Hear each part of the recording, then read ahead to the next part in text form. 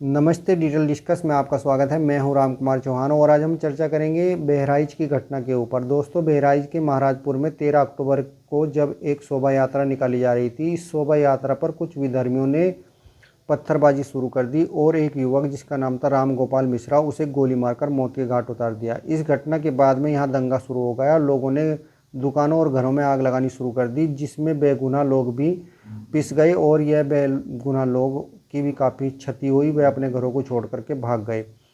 शासन प्रशासन हरकत में आया और दंगा पर नियंत्रण करने के लिए प्रशासन ने अपनी पूरी टीम लगा दी और स्थिति को अपने कंट्रोल में ली। इस बात का पता जब सूबे के मुख्यमंत्री योगी आदित्यनाथ को पता चला तो उन्होंने घटना की जो कार्रवाई है, जो इसके करने वाले मास्टरमाइंड थे, जो इसके आरोपी थे लोग, उन पर कार्रवाई करने के निर्देश दे दिए, जिनमें 24 लोगों के ऊपर मुकदमा दर्ज कर लिया गया है। और जो राम गोपाल मिश्रा की मौत के जो जिम्मेदार थे उन लोगों को भी 2 को पकड़ लिया गया, उनका हाफ इनकाउंटर कर दिया।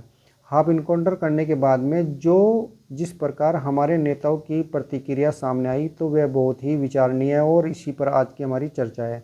दोस्तों, 2 लोगों को जब वह पुलिस के साथ में मुठभेड़ करना चाह रहे थे और पुलिस ने उनका हाफ इनकाउंटर कर दिया, दोनों के पैरों में गोली मार दी, तो इस पर अखिलेश यादव जो सपा के अध्यक्ष भी हैं, उनकी प्रतिक्रिया आई कि जो योगी सरकार है वह दंगा रोकने में तो नाकामयाब रही, मगर एक समुदाय को टारगेट बनाकर उनका इनकाउंटर कर रही है। और इनकाउंटर से क्या होगा? क्या ये दंगा होने से रुक जाएगा या इस तरह की घटनाएं घटने से रुक जाएगी? तो इस पर सवाल खड़ा गया। इसी प्रकार जो कांग्रेस पार्टी है उसके नेताओं ने भी इसी प्रकार के बयान दिए, उनके पक्ष में आकर के ये खड़े हो गए, जो उन्होंने इस दंगा करने में या राम गोपाल मिश्रा की मौत के जो जिम्मेदार लोग हैं उनके समर्थन में आकर के ये खड़े हो गए। तो ये हमेशा से ही एक समुदाय के साथ में खड़े होते हुए नजर आए, मगर जब ये राम गोपाल मिश्रा की मौत हो गई थी, इस पर इनका किसी का भी मुंह नहीं खुला और ना किसी ने कोई बयान दिया। तो समझने वाली बात यह है कि सिर्फ वोटों की राजनीति करने के लिए या तुष्टीकरण करने के लिए हम कितने गिर सकते हैं और कहाँ हम समाज को लेकर के जा रहे हैं। अगर किसी आरोपी पर कोई कार्रवाई भी करती है सरकार तो उसके विरोध भी हम यहाँ पर खुलेआम सबके सामने करने लगते हैं। तो ये क्यों होता है? ये उत्साह कहाँ से आता है नेताओं के अंदर? इस पर भी हम थोड़ी सी चर्चा कर लेते हैं। देखिए, जिस प्रकार अखिलेश यादव को अब की बार यूपी में लोकसभा के अंदर अच्छा खासा समर्थन मिला, इतनी सारी सीटें उसकी आ गई, तो उसका कॉन्फिडेंस बढ़ाया और उसे ऐसा लगता है कि मुस्लिम तुष्टीकरण की वजह से ही ये हुआ। और क्योंकि मुसलमान तो उसे वोट देते ही है और जो सोए हुए हिंदू है या गुमराह जो हिंदू है वो भी उसे वोट देते हैं, तो वह उन्हें हमेशा गुमराह करने का काम अखिलेश यादव जी करते हैं। इसी राह पर चलती है कांग्रेस। कांग्रेस ने भी अपनी खोई हुई ज़मीन तलाशने का जो एक वो है वो मुस्लिम तुष्टीकरण से ही प्रारंभ किया है और उसके नेता भी इसी प्रकार का बयान दे रहे हैं। और दोस्तों, ये कब तक चलेगी घटनाएं?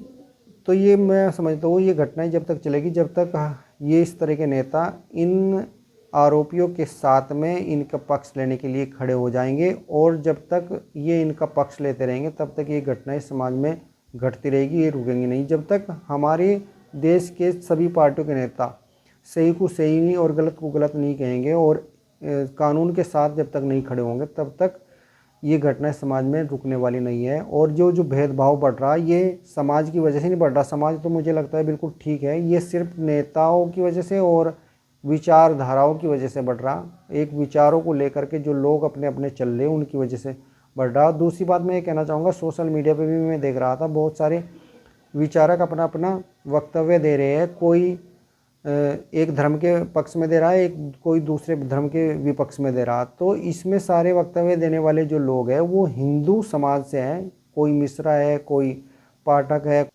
तो ये जो जितने भी लोग हैं ये सब हिंदू समाज के हैं। तो हिंदू समाज ही 2 विचारधाराओं में बटा हुआ है, जबकि दूसरा जो समाज है उनका एक ही विचार है और वो विचार आप सबको हमें पता ही है उनका क्या विचार है। उनका कोई वो समाज किसी 2 धाराओं में नहीं बहता और 2 धाराओं में नहीं बटा, वो सिर्फ एक ही विचार उनके पीछे चलता है और वो चलता है जो उनकी तुष्टीकरण करता है, जो उनकी बात करता है उसके पीछे।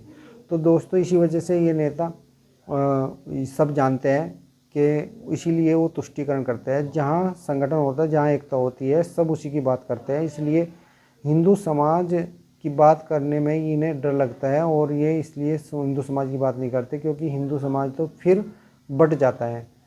तो आप क्या समझते हो? आप भी अगर ऐसे समझते हो तो आप हमारे चैनल को सब्सक्राइब करके वीडियो को लाइक शेयर जरूर कर देना। अगली वीडियो में फिर मिलेंगे। नमस्कार।